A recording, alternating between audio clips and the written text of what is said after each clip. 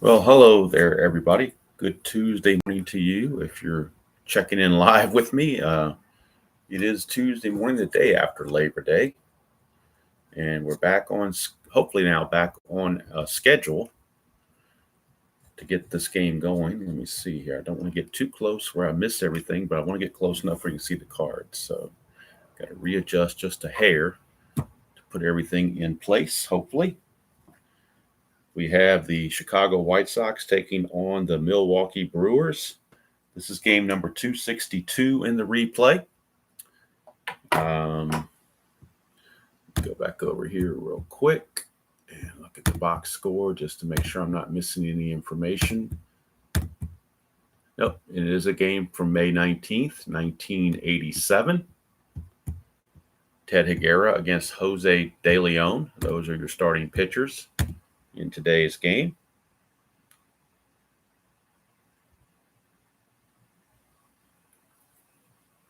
And of course, since it's a morning time thing, I've got my coffee here. That's mandatory. What do I call it? Mandatory equipment. And we'll go through the ballpark effects from Milwaukee. County Stadium, singles are 1-6, left and right. Home runs are 1-5.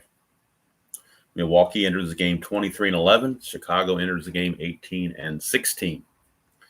Got our dice here. I've kind of gone to standard dice versus coloring dice from certain teams. So pretty much I think I'm going to just for now stick with the white and the red and the black, and it seems to be work out pretty well.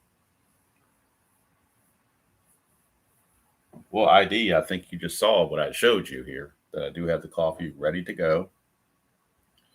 Having terrible time with XSplit ID. I can't figure it out. I've got OBS is working pretty decently for me, but XSplit just doesn't. I can't get it to work. I can get it to work if I want to use my webcam and record something like myself, but I can't get it to work to record a game screen. There's no input on there that allows me to put a game screen in. So, hello, Scooney. Good to see you. So when I go into XSplit and it gives me my options, it asks me about using the. It's not XSplit. It's the V. Never mind. I was EVMUX is what somebody was trying to tell me to get, and it just wasn't working too well. So, all right. So enough of that. Teddy Higuera will start things off for the Brewers, and on the replay, Teddy Higuera is 3-3 with a 4.02 earned run average. So let me put his numbers in there, 3-3. Real world, he was 3.85. So that's not too far off, 4.02. 56 innings pitched, 54 hits, 21 walks, and 54 strikeouts.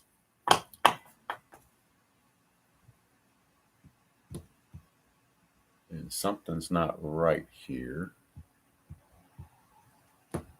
Something got really screwed up in my game here now that I'm seeing this. Let me check something real quick. Hold the phone, folks. Let me check something real quick. Might have messed something up. I'll tell you what, go away for a day and then you come back and this is what happens. Actually, I went away for 2 days. I didn't do a recording Sunday or Monday. Hopefully I didn't get my days screwed up.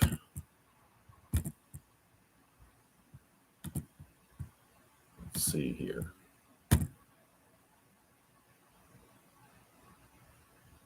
No? All right. I don't get why my lineup is not matching my computer lineup. I got this lineup from somewhere for Chicago, and I don't know where I got it from. I was looking at the computer, I thought. So hold the phone. Let me make sure. Because if not, we'll have to do some editing on the fly. Which is something I don't mind doing, but it's just a pain in the butt. All right, so we're going to have to redo this whole thing, apparently. Swain O'Brien. Yeah, I'm going to have to redo the whole screen. Sorry about that, folks. This is no longer valid.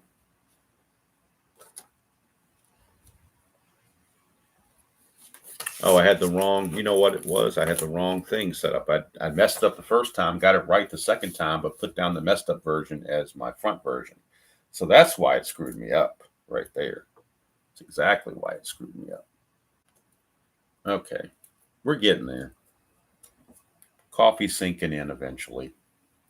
We're actually on the, it is the 19th. I don't know why I got the 20th on it. It is the 19th. This game was played on May the 19th. So I'm not sure why it has 20th on there. It should be 19th. Got ahead of myself by one day. And this is still game number, I think it was 262, I said. So it is the 19th. But yeah, now all these are correct. Okay. I was wondering why the lineups didn't match what was showing up on my screen. It just screwed up there. All right. Sorry about that.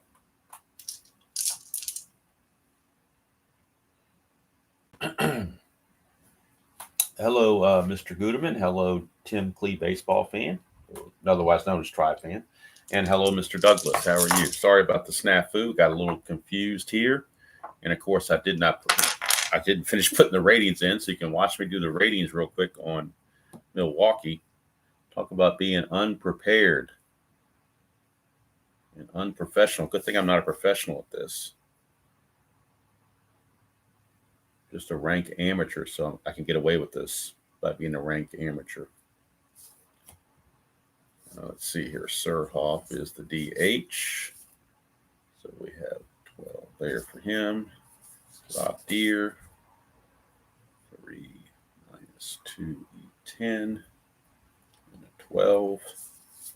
Well, how about this ID? If you want the heads to explode, I can just do it. I cannot do as play and just make my own lineup. You're talking about making heads explode. If I just made my own lineup and said, screw it, that would really get people rolling, wouldn't it? All right, let's see here. Gantner was a third base, 3E12 with a 13. O'Brien, I gotta get him off the bench because I had Schroeder in its place, and it's not Schroeder, it's O'Brien. So we need to have O'Brien there. He is a 2 minus 2E3. His T rating's a 2. Pass ball is a 2. And he runs at a 10. And then last but not least, Dale Swain, 325 with a 12. Okay, now we're straight. At least in theory, we are straight. Now let me get everything hopefully where it should be. Let me make sure that it's showing what I want it to show. Dice tray's almost a little cut off, but I think it could be seen. I know the score sheet's going to cut off here toward the 7th or 8th inning, but I want to get as close as I can so you can actually see the cards. Because to me, 3 things are very important if you're going to do a stream of Strat-O-Matic or any game, cards and dice for that matter. You need to be able to see the dice right there. You need to be able to see the cards right here. And you need to be able to see the score sheet. Other than that, everything else is just extra pomp and circumstance, which is not necessarily, talk about other accoutrements aren't really necessary. So, and I just love the words accoutrement. It's just one of my favorite words. That and behoove are probably my two favorite words in the English language.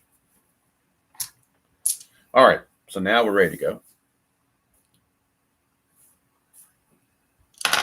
Let's do one last piece so the score sheet doesn't fly all over the place on me. Because I do use the Strat Pad B to bear on, like to bear down. I don't want this straight on the table, so I've got it onto the Strat B pad.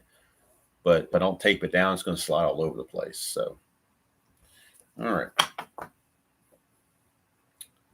So we have Gary Reedus doing the leading off, and I'm looking at my screen now. It looks like everything is visible pretty well, as best I can get it. Okay, so oh, wait a minute. Should be Daryl Boston, not Gary Reedus. Why do I have Gary Reedus up here? Did I not fix this? Maybe I didn't fix the. I guess I didn't fix the White Sox lineup either. I was so worried about Milwaukee's lineup, I didn't pull out the cards for Chicago to get them straight in their lineup. So let me get that real quick. So you think you're ready to go, and something else comes up. There's always something, as someone once said. There's always something going on. All right, Hewlett. We got Williams, Reggie Williams, or Ken Williams rather. We got, and I didn't put Williams's numbers in there because I had to pull his card from the minor leagues, so that's why I didn't have his card there. He's a 16. Okay. Enrique and Guillen. Now I think we are official.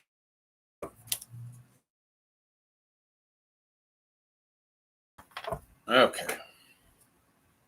One more swig of coffee and I'll be ready to go.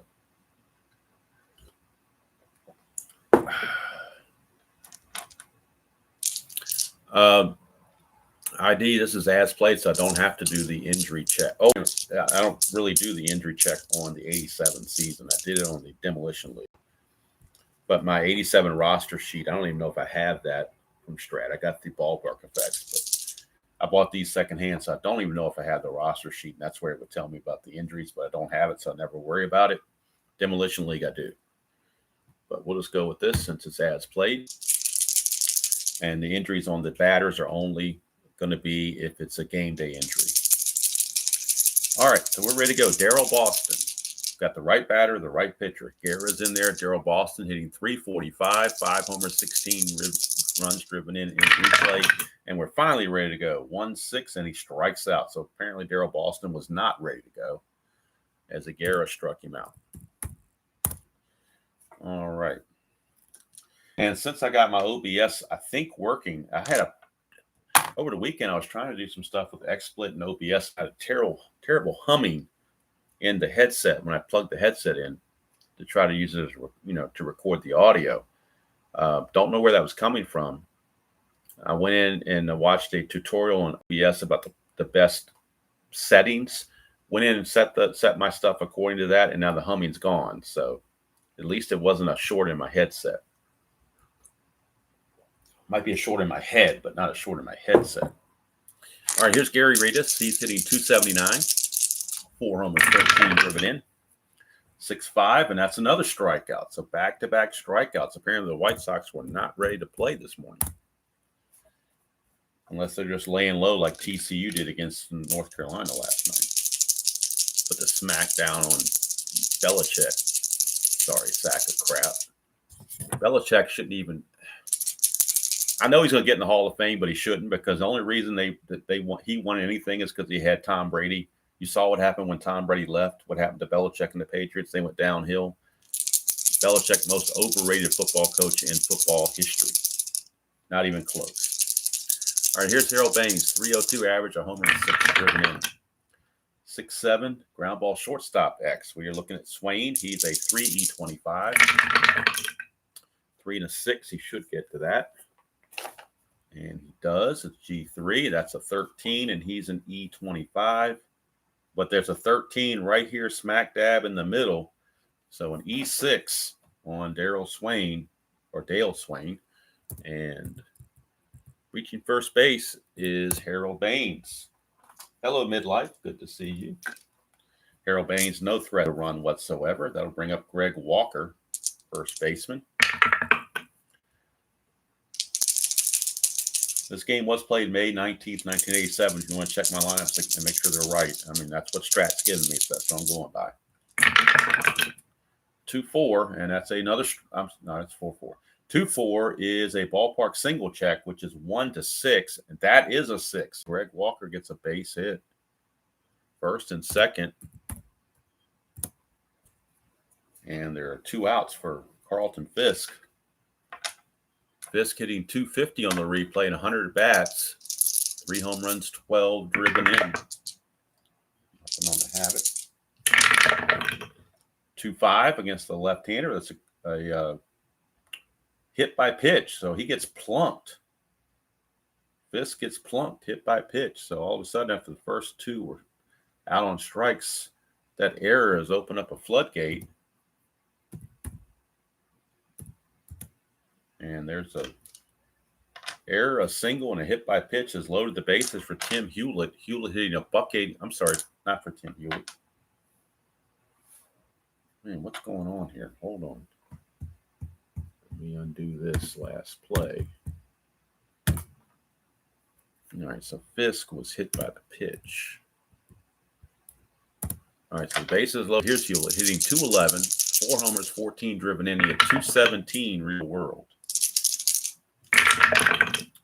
That's a 4-4 right-handed, and he struck him out. So between all that mess, Higuera strikes out the side, and the White Sox are gone in the first inning. We go to the bottom of the first. Chicago nothing, Milwaukee coming to bat. And Jose DeLeon, a right-hander, he was 11-12 with a 4.02 ERA in real world. On the replays, 4-3 with a 4.95 earned run average, 44 innings pitched, 37 hits, 32 walks, and 49 strikeouts. Leading off for the Brew Crew is Juan Castillo. He is the second baseman in this game. Castillo is only hitting a $186, no homers, 7 driven in. He had 224 real world. That's a 3-3, and he's going to ground it to third. Easy play for Hewlett, and there's one away.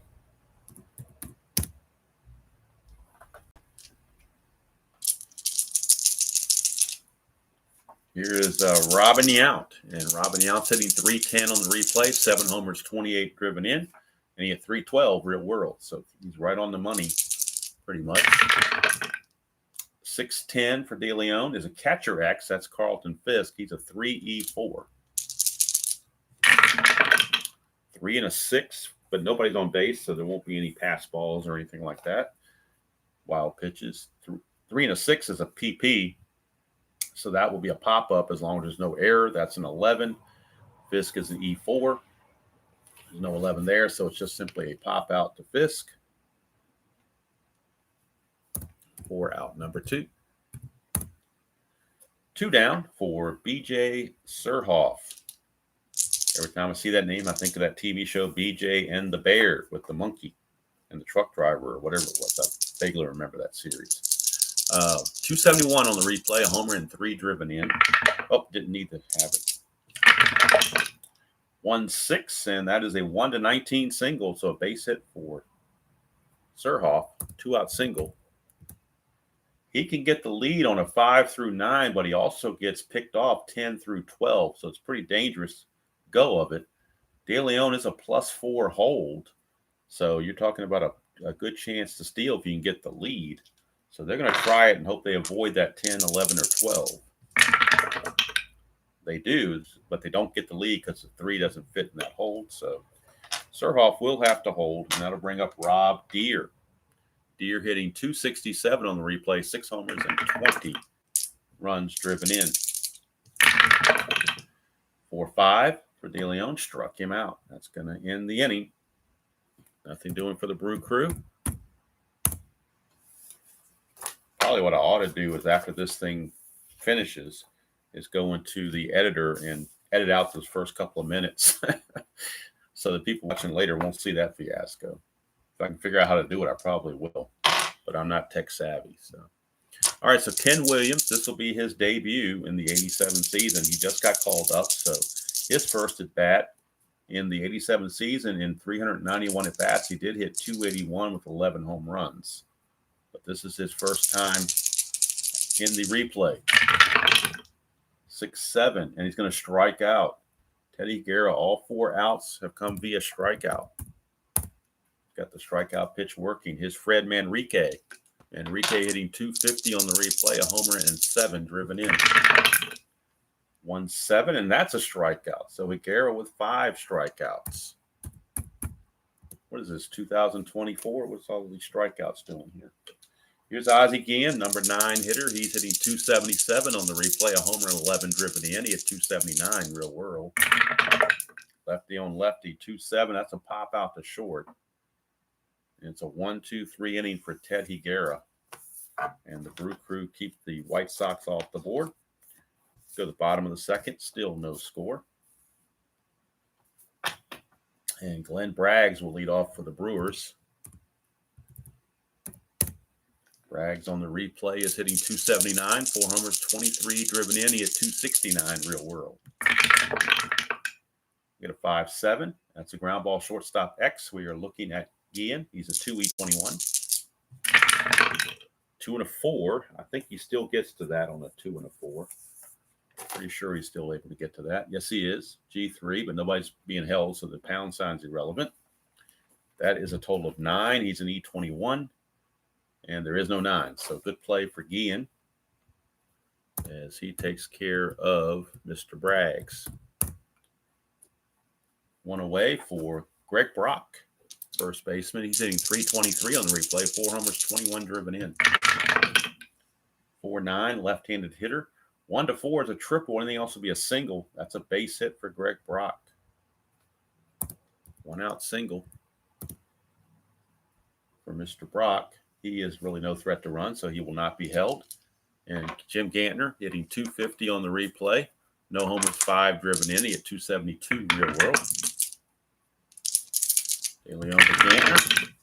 1-4. That's ground ball pitcher A. That's going to be a 1-6-3 double play to end the inning.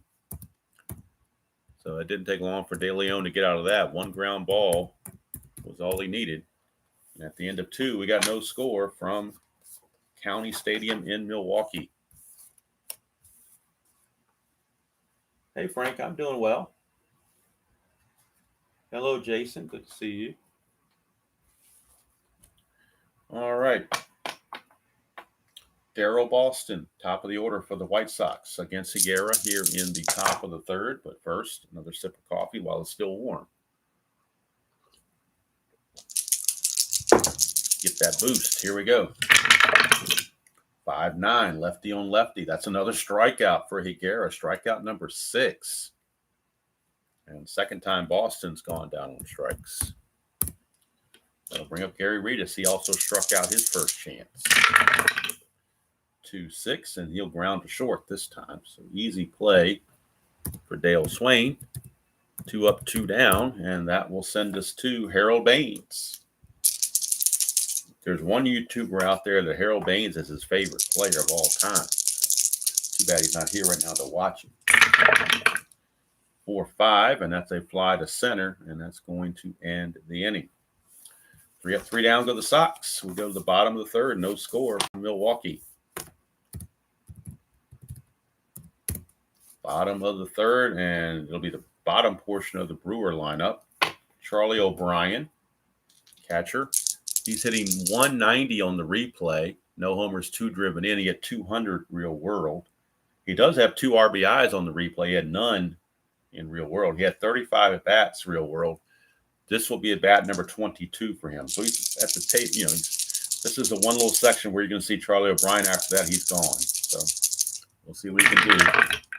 3-3, and that's a foul out to Carlton Fisk.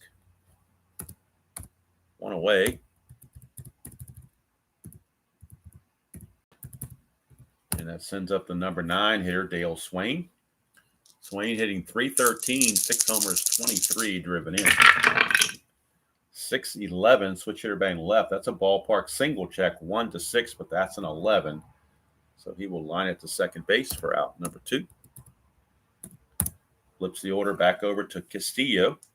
Won't be long, about another week or so, I think Paul Maldrer will be back for the Brewers from injury. 2-6, and that is a 1-7 double. That's a 6, so a double for Castillo, a 2-out double. He's in scoring position for Robin Yount.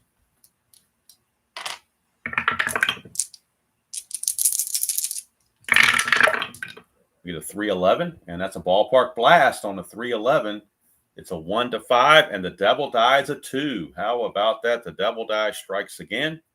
1-5 is your home run. Okay, again, 3-11, ballpark blast, 1-5 home run. That's a 2. Robin Yount, home run number 8. RBIs 29 and 30 on the season. And the Brew Crew take a 2-0 lead. 2-0 Brewers on the 8th home run of the season by Robin Yount. Hello, Jeremiah. So 2-run home run. After the first 2 were out, that 2-out double seemed somewhat harmless, but it turned out not to be. Here's Sir 6-4. That's a ballpark single check, 1-6, but this time he'll just fly to right field to end the inning. So the 2-run homer off the bat of Robin Yount gives the Brewers a 2-0 lead after 3. Demolition League game tonight. I think it's going to be Chicago and Toronto, but don't hold it to me. It's the final of the 3-game series, of the set of 3-game series we were just on. So all the teams playing each other for the 3rd time, and before they move on to new opponents. So I believe it's going to be the Cubs and the Blue Jays, but not 100% sure. I think that's what it's going to be. All right, so Greg Walker will start things off for the White Sox. 6'10", lefty on lefty. Fly ball center field X, Yount. He's a 2E6. 2E6 for you. 2 and a 7. I think he'll be okay with that. 2 and a 7 is an F2. That's a total of 14. He is an E16. I'm sorry, he is an E6. E6 and a 14. E6 is a 15, but no 14. So Yount was able to get under it and make that catch. And that brings up Fisk, who was hit by the pitch his first time. 4-10. This time ballpark single check, 1-6, and the double die comes up a 2 again for a base hit. Carlton Fisk. He, of course, no threat to run. Brings up Tim Hewlett, struck out his first time up. 6-2, that's a split chance. 1-10 is a single. 20, though, is a line out to short. And that is out number 2. Snagged by Swain. So here comes Ken Williams. He struck out his first chance. 4-7. Ground ball second base X. Run on first was not being held, so second baseman Castillo will keep his full range of 3. So 3E21. 3 and a 15, he'll get to that. E21, and that is a 7 for second base. E21 and a 7. There's a 4, 13, and 17, but no 7. And a 3 and a 15, just for kicks and giggles, as a G1. But it's his 3rd out of the inning, so we're just going to throw it to first base and be done with it. So that's going to end the top of the 4th. Still 2-0 ball game, favorite of the Brew Crew.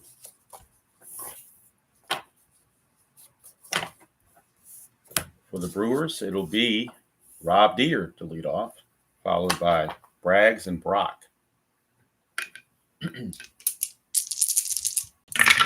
DeLeon, 4-11. 4-11 is a ground ball first base X. That's Walker. He's a 3E10. And I forgot to say DeLeon was 4-3 on the replay. So 3E10 for the first baseman. 3 and a 7. Again, should be no problem. G3.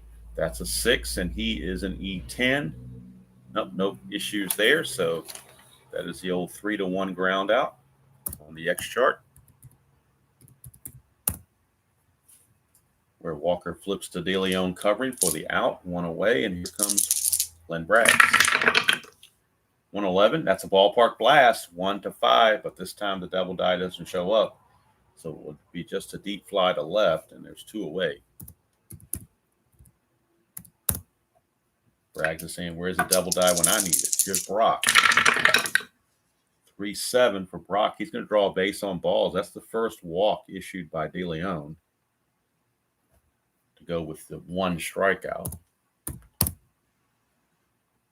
Brock, no threat to run. And here's Jim Gantner.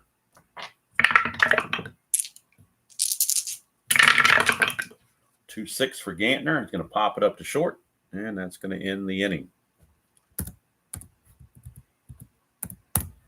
So at the end of 4, it's still 2-0 Brew Crew. Hey, Chuck, how you doing? And since I think I've got OPS working now, we'll find out. I'm going to do a test video, test recording, and post it if it all goes well. And that recording is going to be how to set up a fictional league in Strat-O-Matic. The way I set up basically it's how I set up my demolition league. How you set up a brand new league, drag teams over from different seasons, put them all into one league, set up a schedule, set up different rules and so forth, and just kind of go from start to finish on how to set up a league. Someone asked me to do it, so I told them I'd try. So I'm going to try sometime today to record that and maybe post it tomorrow. All right, here is Teddy Higuera facing Manrique. That's if I can pull it off and it doesn't mess up. 5'7" is ground ball shortstop X. We are looking at Swain. He's a 3 E25. 3 and a 4, that's bad news. But me and technology don't get along very well. 3 and a 4, that's going to be a single. Single for Fred Manrique. We're checking for an error. He is an E. That's a 10. Usually not too many errors on 10s. E25 shortstop. Nope, no 10. But it's going to be a base hit for Manrique, and he can get the lead on a 6 or a 7. So that's something to maybe take a crack at. Higuera's a -1 hold. O'Brien's a -2 for a total of -3. So you're looking at a -5 if you get the lead, which would be a 50-50 shot, 1 to 10. But they're still going to try for it. Doesn't get the lead anyway, so it doesn't matter. Here's Ozzie Guillen. 1-7, lefty on lefty as a fly to center. Now is there, 1 away. Flips the order back over to Daryl Boston, who was struck out twice. Higuera's he had 6 strikeouts in the first 3 innings, has not had a strikeout since. 4-6, and that's a single. 2 stars, and that's going to put runners on the corners. White Sox with their first real offensive threat.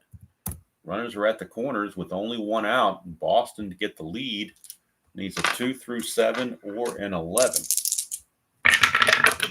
He gets the lead. He's going to go. It's a 1 to 10 because he's got the 15, being held to 13, then the -3 is a 10. 1 to 10, he's going to steal second base. And he does. Stolen base. Some YouTubers out there are scared to steal when the percentages aren't way in their favor, but I'm not. As long as it's better than 50-50 or at least 50-50, I'll do it. So that's very important. It does a lot of things. It puts the runner in scoring position. It takes a double play out of the equation. And now it forces possibly the Brewers to bring the infield in, but I think they're going to lay back with a 2-0 lead. They would probably give up the 1 run to avoid a bigger disaster. Because if you look at Gary Rios on that 2-7, he's got that plus right there. If they bring the infield in, they're in trouble. But you know what? Tom Treblewarren says, we're bringing the infield in. We're not giving up a cheap run. Higuera says, don't worry about it. I'm going to strike him out anyway. Well, that's a 2, so it could be a balk or pass ball. We're looking at a balk rating of Higuera. And let's see what his balk rating is. I need to get that off the computer. Higuera's balk rating. What does he show for a balk rating? It's a 3. So he's a 3 wild pitch and a 3 balk. So 1 to 3, he'll balk a runner. He does not. So Rios will swing away. Infield is in. That's a 6-7, and he struck him out. That's exactly what Higuera said he would do. He went out and did it. Now the infield can go back to normal for Harold Baines. Baines sitting there, the Hall of Famer Harold Baines sitting there with the tying runs in scoring position. See what he can do with it. He's 0 for 2. 6-7, and he's going to hit a ground ball to short. That's Swain. Swain's a 3 E25. 3 and a 4. That's trouble. 3 and a 4 is a single, 1 star. That'll be an RBI single for the Hall of Famer Harold Baines. It will score Manrique to cut the lead to 2-1, and it will move Boston to third base. Now we're checking for an error. That is a 14, and he is an E25. E25, there's a 13, but no 14, so he caught a break there. not to make the error, but it is going to be an RBI single off the bat of Harold Baines. Cuts the lead to 2-1 for Greg Walker.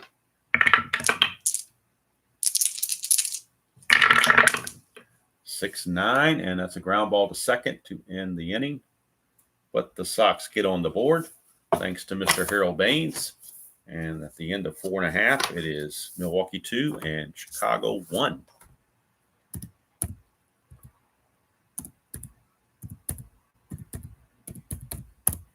Bottom of the 5th. Both starters have 7 as their fatigue numbers, so they're definitely good on fatigue purposes. Charlie O'Brien will lead it off for Milwaukee.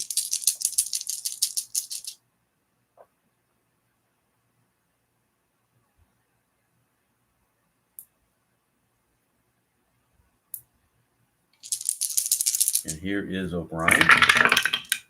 3-6, and that's a ground ball to third, 1 away. 1 down. After the inning, Jeremiah will try to answer your question. I'll try to answer your question after the half inning is over. Here's Swain. 4-8, switch hitter batting left, is a single to center field.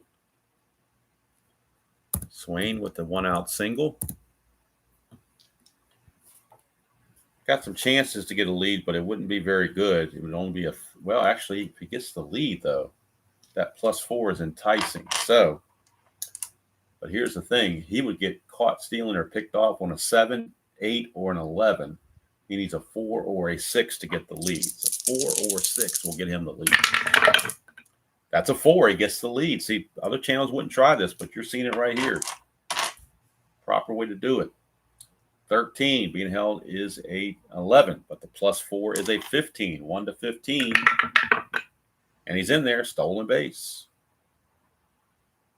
See, a lot of channels, if you try to do the replay the way some of the channels do it that are not very aggressive, Swain's not going to get the steals he had in real world. So he needs those steals. And the only way to get them is take attempts when you got the opportunity. That +4 presented the opportunity. Swain stole 2 bases, got caught 6 times. If you never try, how can you replicate the caught stealings if you never try? That's what I'm saying. You got to try. If he gets caught, he gets caught, but you got to try in order to get those attempts going. So single by Swain plus the stolen base. And that'll bring up Castillo.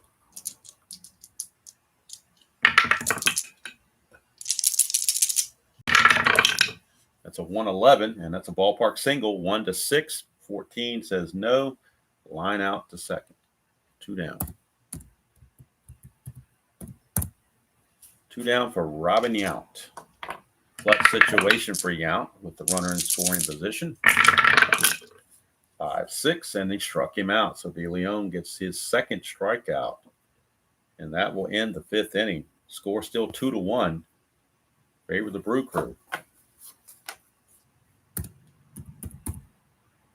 All right, Jeremiah, let's tackle your question here while I get these cards out of the way and get everything set up for next inning. Okay, let me go to the big screen here so I can really see what's being said or being asked. All right. So it says on the X chart, if runner is being held by position fielding ball, do you penalize and move the next column? You only penalize if the pound sign, if the result turns out to be a pound sign, then yes, you penalize. So for instance, if you have a runner on first base that's being held, the batter is right-handed because it goes by the handedness of the batter right down here. Runner on first, left-handed batter, then the first baseman and shortstop are the ones that could be penalized. If it's run on first right-handed batter, it's first base and second base that can be penalized. So in the example, the runner was on first, but he was not being held. So even though a right-handed batter hit it to second base was not in the frame of holding the runner, so any pound sign result would be irrelevant. But if it was holding the runner, then a pound sign, well, first thing you would do is you take his defensive rating and add 1 to it. So if he was a 3-rated second baseman, but he was holding the runner at first, he would drop to a 4-rated second baseman. And then if he had a pound sign, then that would get through for a single 2 stars. So hopefully that. Hello, Joel. Thank you for the rule book reference there. I don't have the rule book in front of me at the moment, but yeah. Jeremiah just looked at rule 23.83 according to Joel, and it should be there. Hopefully it's explained fairly well. Sometimes the Strat rule book is not the most user-friendly in the world with some of their terminology, but most times it is. All right, so Carlton Fisk will lead things off, and this will probably be the last inning. Well, I'll put the cards over here because once we get this far, I'm going to start losing some space. And column 6 on the pitcher and column 3 on the batter are going to start getting cut off the screen. So I may have to maybe I'll just do it with I roll 3 or 6. I slot them over here because I really like to keep the lineup open if I can, possibly. All right, here's Pudge Fisk. 1-5 against the lefties, a ground ball to short. Swain is there, 1 away. 1 down to start the top of the 6th, and that will bring up Tim Hewlett. He goes for 2. 4-9, and that's a base on balls. I think that's the first walk. It is the first walk issued by Higuera. He did hit a batter, but this is walk number 1, and Hewlett has no chance to try to get a steal. All right, Ken Williams is your batter.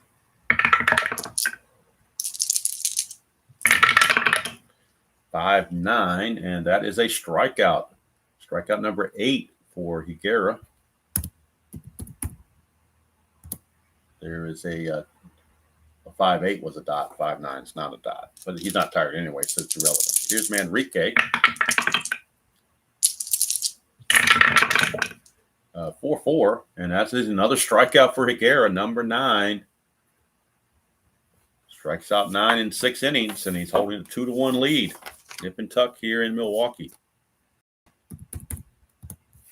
Go to the bottom of the 6th. DeLeon out. We'll be facing Surhoff, Deere, and Braggs. The Brew Crew.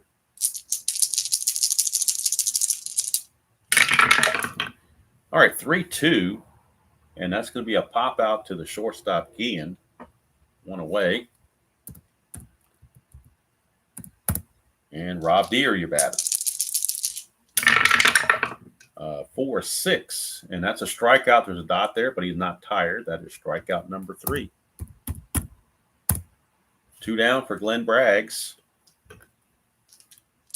Braggs 0 for 2. 3-8, and he will draw the base on balls. Second walk issued by DeLeon.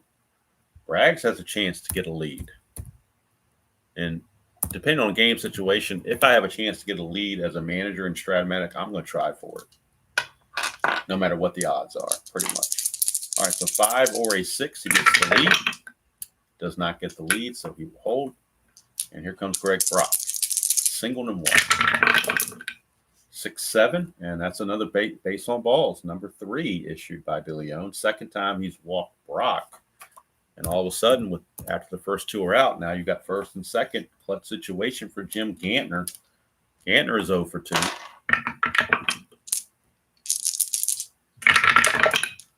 2-4, and it's a ballpark single check, 1 to 6. A double die comes up as a 1, but it's only 1 star.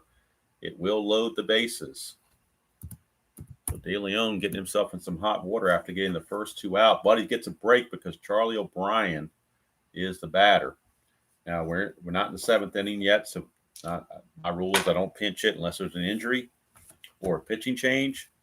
None of those things have happened. Plus, the other thing I don't like to do is if the starting pitcher is still in the game, I don't like to take away the catcher because in my mind's eye, it's like, the chemistry between the catcher and pitcher, you don't want to interrupt that. So we're going to have Charlie O'Brien has to hit in this situation. But he could get something off DeLeon's card possibly. No, it's off his own card, 110, and it needs a 1 for a single at the 15, so he lines it to third. And the Brew Crew will leave the bases loaded. So the bases are left loaded at the end of 6. It's still 2-1 Brewers. But honestly, they've had more chances than Chicago has, and they probably should be ahead by more than what they are. Now we start the seventh, and this is the fatigue inning for both pitchers. So we will keep tabs on that. Ozzie Guillen, the leadoff man for the White Sox. That's a 2-5, and that is a line out to second base. One away. Going to bring up Darryl Boston as a 2-12 for Boston. That's a Lomax plus injury, so it's possible that Darryl Boston may have to leave this game. Needs a 1 through 4 to stay in the game. Anything else higher, 5 or 20, he's got to come out. So he's got to come out. So Darryl Boston will exit the ball game, and the White Sox will go to a new left fielder. And they will go, boy, they don't have much in left field that's any good. That anyway, they're all terrible defenders. They got two choices. They got Jerry Hairston and they got Jerry Royster. So, but neither Jerry is very good in the field. 4 + 1 E8, 4 + 2 E7. I guess they'll go with Jerry Royster. So we'll have Royster come in and play left field in the bottom of the seventh.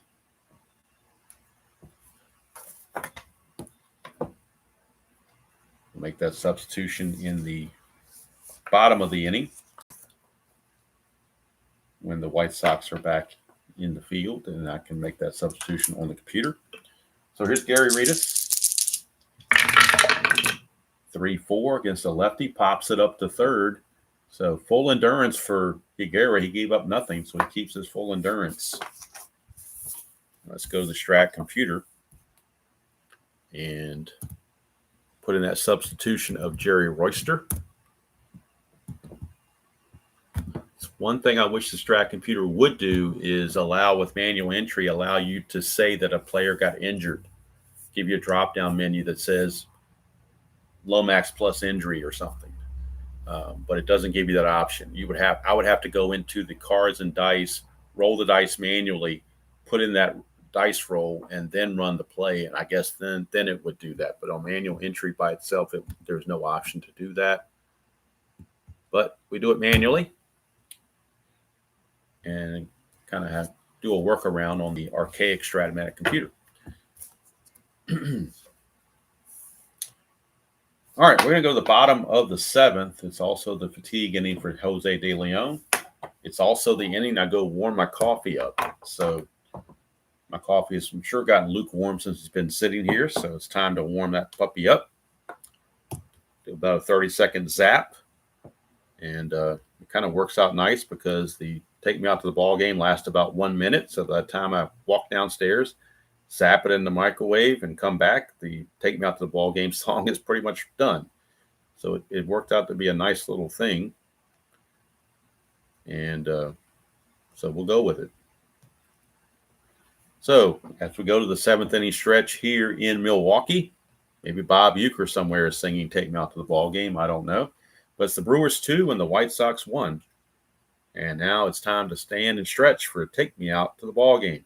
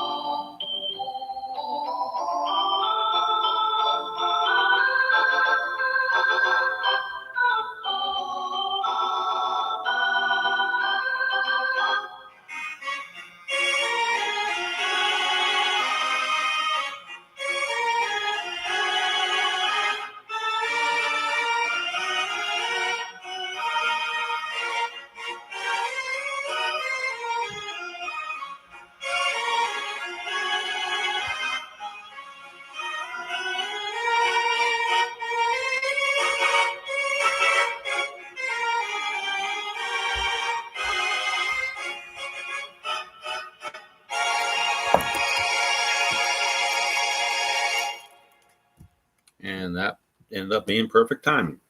Come back right just at the right time and ready to start the bottom of the 7th. And due up for the Brewers is Dale Swain. And again, this is the fatigue inning for DeLeon, so we'll keep an eye on that. Get a 5-8. Swain's a lefty, and that's a strikeout. Well, Swain's a switch hitter batting lefty, I should say. That's strikeout number 4 for DeLeon. And that'll bring up Juan Castillo. Another switch hitter batting left, 3-11 against a right-hander. Slide it over a little further. 3-11 against a right-hander. A 1-9 is a home run, but that's a 13, so he'll triple. Juan Castillo, a one-out triple. On this real season, he had 4 triples. Here you go. Look at it again. 3-11 against the right-hander. 1-9 is a home run. 10-20 is a triple. That is a triple for Castillo. That's his first triple of the season. He had 3 in real world. So at roughly 1/3 of his at-bats, he's gotten 1/3 of his triples. So that's a pretty good deal. Now the infield is going to have to come in for the White Sox. Infield will come in against Robin Yount. Got to choke that run off. You're already down by 1. Can't afford to go down by 2. 3-6 for Yount. We'll slide him over. 3-6 is a base on balls. Now, one thing it does do is set up a double play with B.J. Surhoff. So now the Sox have decision. Do they play in or do they play back for a double play? I think you got to play back for the double play. A lot of ground ball A's on Surhoff's card. So he is a candidate to ground into the twin killing. 6-10 is a ballpark blast. 1-6, and the double die shows up again. Wouldn't you know it? However, Surhoff is weak against right-handers, so it will not be a home run, but it will be a single 2 stars to score a run and put runners on the corners, and that's going to probably be all for DeLeon. But the single 2 stars, and it would have been a 3-run homer had he had power against the right-hander.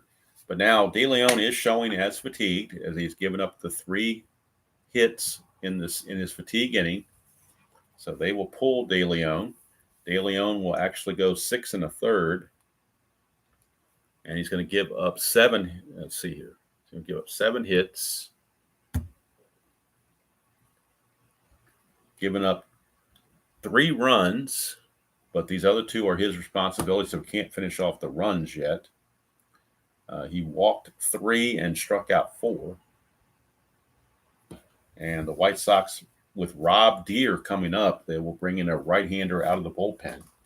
So we'll see who is the best candidate to bring in from the bullpen as far as who's rested and who needs rest.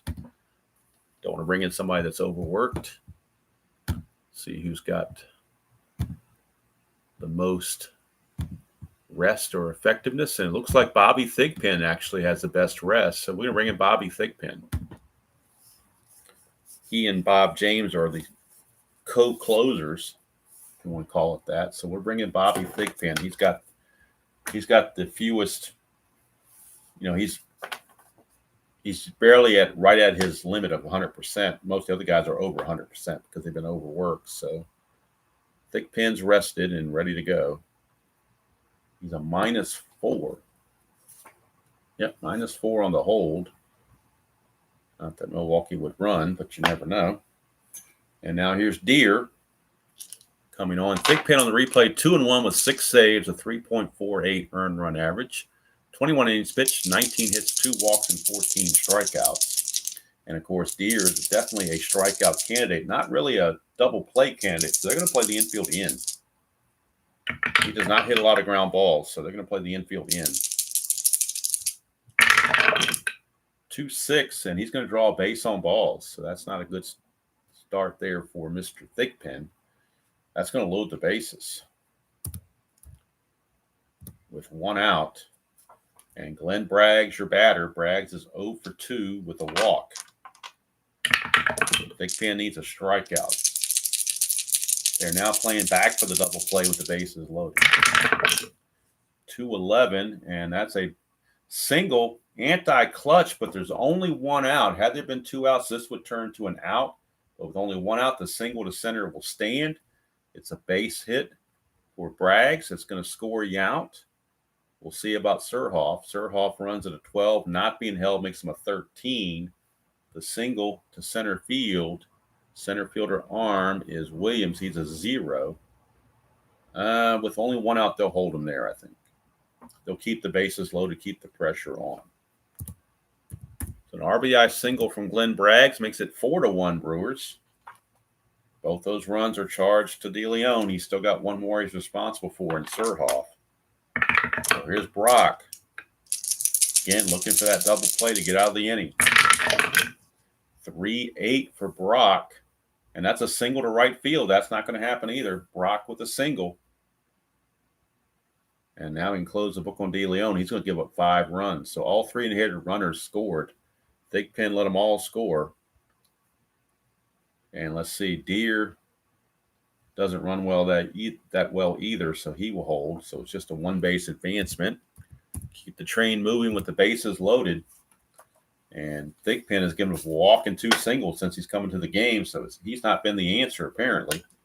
Here's Gantner. They're going to play the infield in again, or back again for the double play. They need outs. That's a 3-7 for Gantner. 3-7 is a fly ball, right field B, question mark. Could be a sacrifice fly, and they're playing with house money, so why not send him? The right fielder, Arm Reedus, is a +1. The runner is Deer. He's a 12. So we make him a 13 because of the +1. Then you add 2 more, make him a 15. So 1 to 15, he scores. 16 to 20, he is out. And it's 20, he's out. So he got thrown out by Reedus. But still a good gamble when you're up by that much. So we got a fly to right, and then Deer is out 9 to 2 for the double play. But 3 runs score, and the Brew Crew now have a commanding 5-1 lead over the Chicago White Sox. So it ends up being a fly-out double play.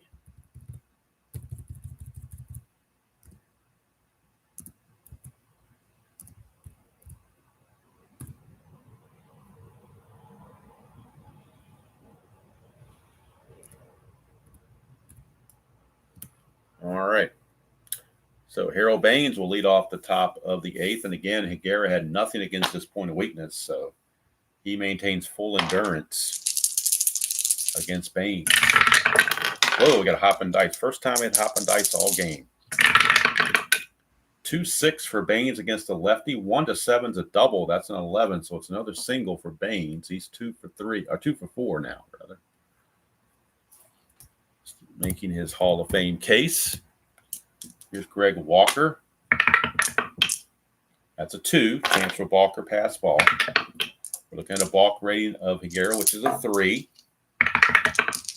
And it's a 1, so he's going to balk. Higuera will balk him over. That's why I roll the Havoc roll, because I want these balks and things to be there. Don't want to cinch it and be, if I can afford 2 seconds to roll a D20, I'm either lazy or in trouble. So 1-9, and that's going to be a 1 to 3 double, and that's a 3, but it's a 2-star double, but it doesn't matter because the balk put Raines at second, so he will score. And that's going to be an RBI double off the bat of Greg Walker. And now the Brewer bullpen starts to stir. Lead has been cut to 5-2. Here comes Pudge Fisk.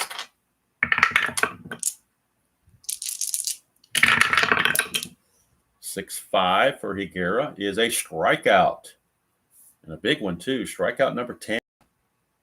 That one came at a big time for Higuera. He needed it. Strikes out Pudge Fisk, and that brings up Timmy Hewlett. So Hewlett is your batter. Walker still at second, not being held. 4-10. Right-handed is a ballpark single check. 1 to 6. Double dies a 3. It's a base hit. And Walker will move to third base. Runners at the corners, and Teddy Higuera is now listed as tired via the Strat computer. They're going to give him one more batter, Ken Williams. After Ken Williams, that's going to be it. Brew Crew in their bullpen. Let's look and see who's got the best rest for their bullpen. Don't know if it's Clear or if it's Basio or somebody else.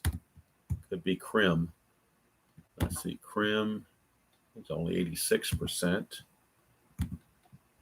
Basio is only 50. Yeah, looks like Chuck Krim de la Krim is loosing in the Milwaukee bullpen, a right-hander. And he would come in to face Manrique if Higuera does not get Williams. Higuera is tired, so if he gets a dot, he'll give a base hit. That's a 1. Chance of a wild pitch. 1-3. No wild pitch. Here is Ken Williams. First and third. Only one out. Infield looking for the double play. 6-5 for Higuera against the right-hander. Struck him out. A big strikeout for Higuera. His 11th. And since he got him, they're going to have him in there to face Manrique. What that's doing by leaving him in is deterring the White Sox from using a left-handed pinch hitter. You bring in Krim, a righty, then the White Sox go to their bench for some of their better left-handed pinch hitters. So in order to keep in the weaker hitting right-handed hitter, they leave Higuera in the game. There's a 1. Another chance for a wild pitch. It's a 1-3.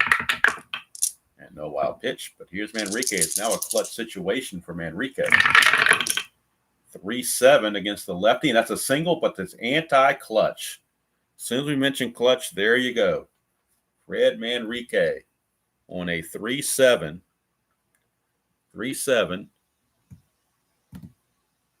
for Manrique. You can see, let me get the glare off here. 3-7 right here. Or they go 3-7 against a left-hander right here where my finger is. 3-7 single to center, but you see that omega symbol there. That's anti-clutch. So that's going to turn into a pop out to short to end the inning. Some people don't like to use the clutch ratings. I do. That's going to be it for Higuera. He's going to go 8 innings. And he's going to give up 2 runs. They were both earned. He is going to give up 8 hits. He walked only 1, did hit a batter, but he struck out 11. And then maybe you turn it over to Dan Plesac, their closer now, or they could go to Krim. Krim saved some games too, so we'll see how they want to play it. So Thigpen back out. He didn't have a very good bottom of the 8th when he came in. Now he gets a start an inning. And since the Brewers are ahead, we're going to leave Charlie O'Brien in the game because he is a good defensive catcher. 5-2 Brewers, bottom of the 8th. Thigpen to O'Brien. That's a 6-3 for Thigpen, and that's a ground ball pitcher X.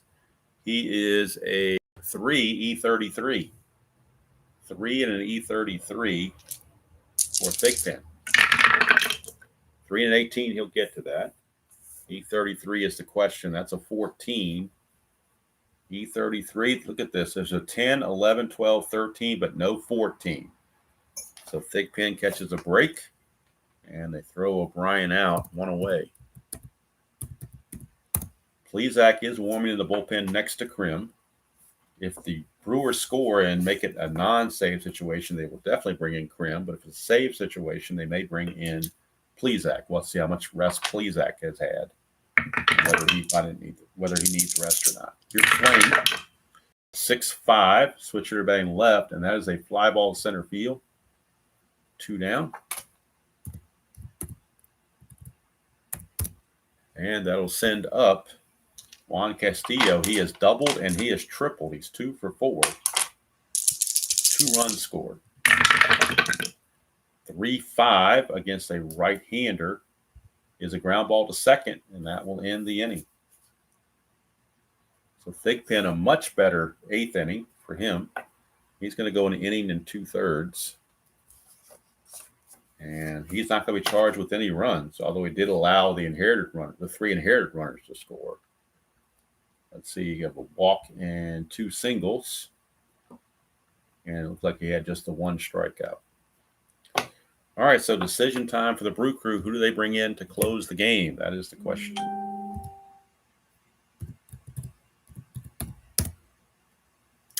And we'll see about whether we want to bring in Krim or bring in Plesac.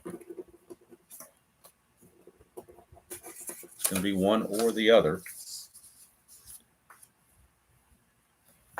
One of the others coming in. Let's go to the computer and see exactly who they might want to go to. Don't want to overwork Plesac if he's overworked. Actually, Plesac is underworked. Same as Krim. They've both at 86% of capacity. 9 saves. Krim had 12 saves. And who's coming up? It's going to be that also factors into it. Who's coming up? It's Guillen, and then it's Royster and Ritas, a couple of righties after that. So they're going to go to Chuck Krim. They're going to have Chuck Krim coming to the game. Although Plesac is still in the bullpen just in case Krim falters. But since Krim has a 3-run cushion, they're going to go ahead and bring him in. -4, but I don't think that's a factor. So we bring in Chuck Krim de la Krim. He will come in and try to get the save in the 9th. He's 1-0 with 3 saves, a 2.70 ERA in the replay, 23 innings pitched, 21 hits, 5 walks, and 10 strikeouts. And leading things off for the Sox will be Ozzie Guillen. Guillen is 0 for 3. Do they pinch hit for Guillen? No, he's a 279 hitter, and they're going to let him hit away. That's a 3-4 for Guillen against the right-hander pitcher. That's a pop out to second base, 1 away.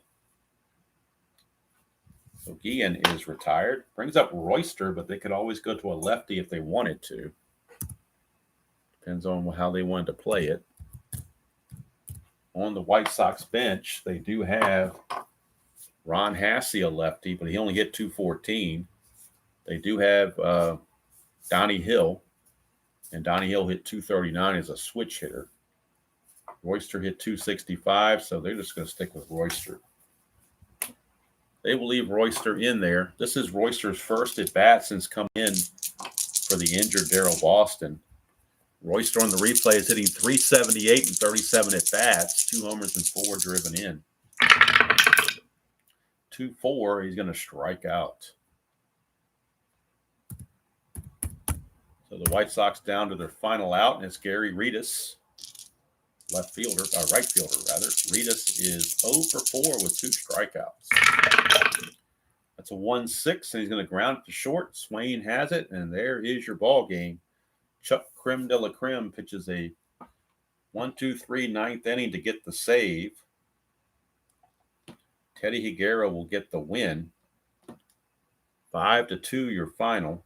5 runs, 10 hits, and an error for Milwaukee. 2 runs, 8 hits, and no errors for the White Sox. Losing pitcher is DeLeon. He will drop to 4-4. Winning pitcher is Higuera. He will improve to 4-3. And the save belongs to Chuck Krim de la Krim. And that is his 4th save of the replay. Go to our box score and get the updated totals and put a wrap on this one. Brewers improve now to 24-11. They were 23-11 coming in, and the White Sox dropped to 18-17. They were 18-16 coming in. White Sox left on 9, Brewers left on 8. So with the end of this game, we'll go to our standings, updated standings in the American League. The Brewers now have a full 1-game lead on Toronto and a 1-game lead on the Yankees. Brewers are 24-11. Toronto is 24-13, so the Brewers have 2 games in the loss column on them. Yankees have the most wins in the league with 25, but they have 14 losses, so they're still a game back of the Brew Crew. White Sox, tough loss for them. They dropped to a 1.5 games behind Oakland in the American League West as they try to catch the Oakland A's.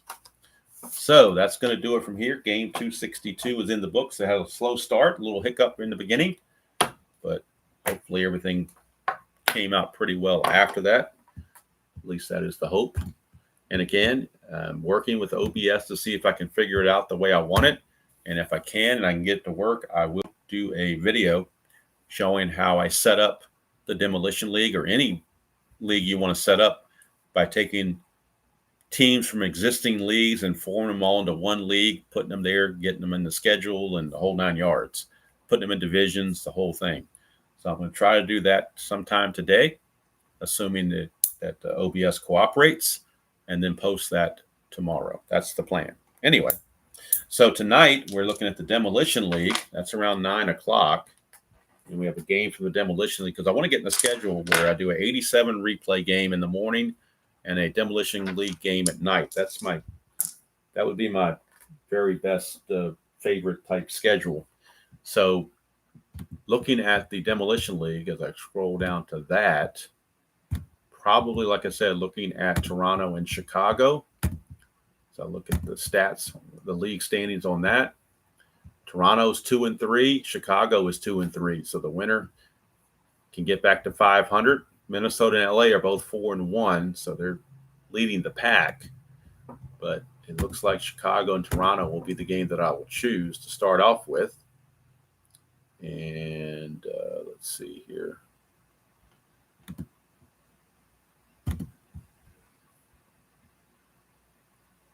Yep, Chicago and Toronto. Not sure who the pitching matchup would be yet. I have to look at it and see who would be the appropriate starters. Certainly don't want to show the Dodgers and the Marlins, because the Marlins are just pretty awful. I may show the Marlins if they play a bad team, give them a chance to win. But Marlins and Dodgers is going to be a tough show for sure. All right, so that's going to do it from here. Hope you have a great Tuesday. Hope you had a great Labor Day weekend, got some rest in, or whatever, or had some fun, whatever your preference is on a day off. Whether you sit and relax and watch football, or watch TV, or whatever, or go out and do something, whatever your choice is on something like that. So until next time, enjoy playing whatever game you choose to play, however you choose to play it, and I will see you all down the road.